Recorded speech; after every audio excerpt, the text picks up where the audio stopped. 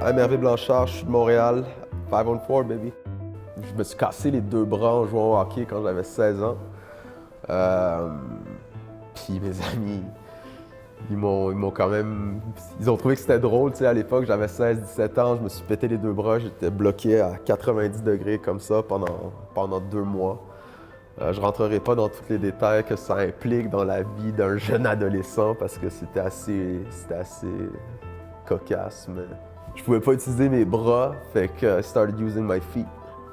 Puis là, j'ai commencé à jouer, j'ai juste commencé à jouer au foot, j'avais encore mes plâtres. Oh wow, je pense que j'avais 19 ans, 20 ans à peu près à l'époque. J'avais un espèce de rêve bizarre de vouloir devenir le président du FC Barcelone. Ma mère étant de Barcelone, je savais que c'est quelque part où je me sentais à l'aise. Donc j'ai eu l'opportunité d'aller à Barcelone faire un stage à la fondation. C'était complètement fou pour moi parce que, je veux dire, j'ai juste donné mon CV puis une lettre de recommandation, une lettre de motivation, pardon, que j'avais écrite à quelqu'un que ma mère connaissait. Je suis chanceux que mes parents, ils m'ont aidé, même s'ils ne comprenaient pas très bien. Pour des médecins, quand je suis parti à Barcelone travailler pour un club de soccer, ils ont fait tu vas jouer au soccer? J'ai fait non, non, pas du tout. Après 2 ans au FC Barcelone, c'est ça, j'arrive un peu au crossroads de dire, moi j'adorerais continuer, mais j'ai 23 ans, puis en même temps, j'ai l'opportunité d'aller faire le master de la FIFA. Je devais choisir en fond entre ma job de rêve, puis retourner à l'école. Je quitte le FC Barcelone, entre guillemets, dans le sens où je vais me former dans l'intention de retourner là-bas 1 an plus tard. J'ai trouvé un écosystème qui était comme presque pareil que Montréal. Je veux dire, là-bas, la première chose que j'ai fait, moi, quand je suis arrivé déjà en 2008, après 1 an, c'était apprendre le catalan. De la même façon que je pense que quelqu'un qui arrive ici, tu sais, c'est comme pour eux, comme parler le français ou le québécois, je pense que c'est quelque chose d'important. Ça a changé ma façon de m'intégrer au sein de la société, de connaître différentes personnes. I don't look like it, tu sais, donc les gens ils pensaient, ils disaient comme lui c'est un Américain ou whatever, mais tu sais, quand je parlais catalan aux gens, ben there was something special, and that made me feel even closer to the people there, to the culture there. Moi, quand on me demande aujourd'hui t'es d'où, tu sais, moi je dis je suis de Montréal puis je suis de Barcelone. Encore une fois, tu sais, c'est comme un résultat de Montréal. J'ai grandi dans une maison où je parlais français avec mes parents, français, anglais avec mes frères, créole avec mon père et ma grand-mère, espagnol avec ma mère.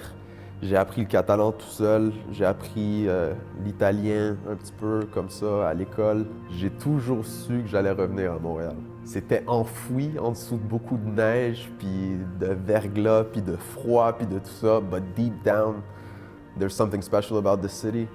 Il y a quelque chose que j'ai voyagé énormément dans le monde que j'ai jamais vraiment retrouvé.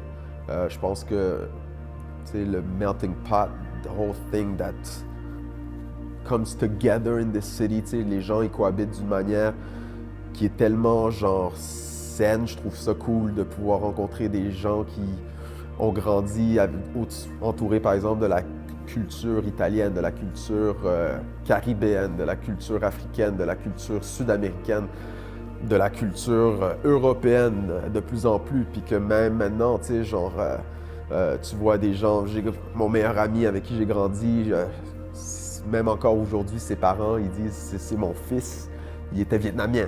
Donc moi, j'ai grandi quand même dans une famille vietnamienne aussi. Donc ça, Montréal, c'est comme, there's no other place like that.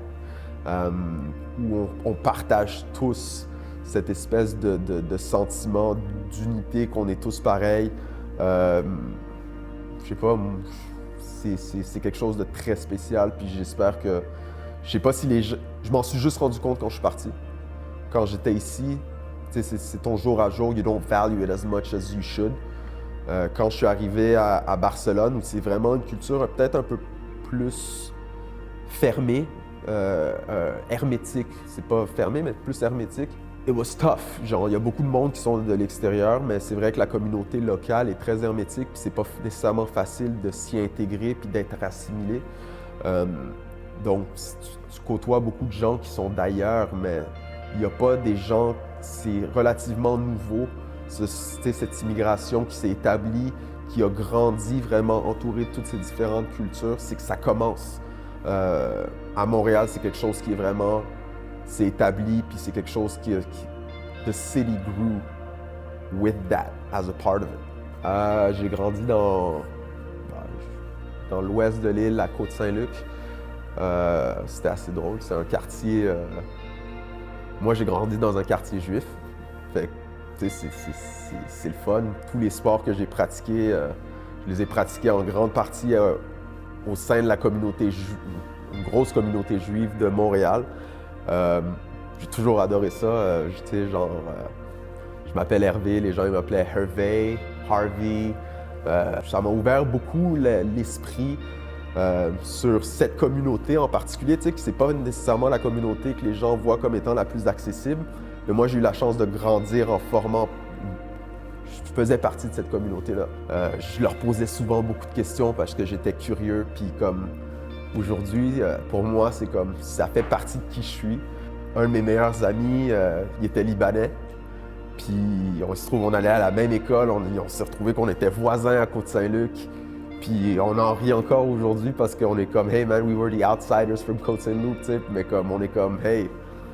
Nous, le vendredi, ben, pour nous, on vivait le Shabbat, puis on vivait le Yom Kippour, puis on vivait Hanouka, mais c'était comme « That happens in Montreal ». We should not try to be like everybody else.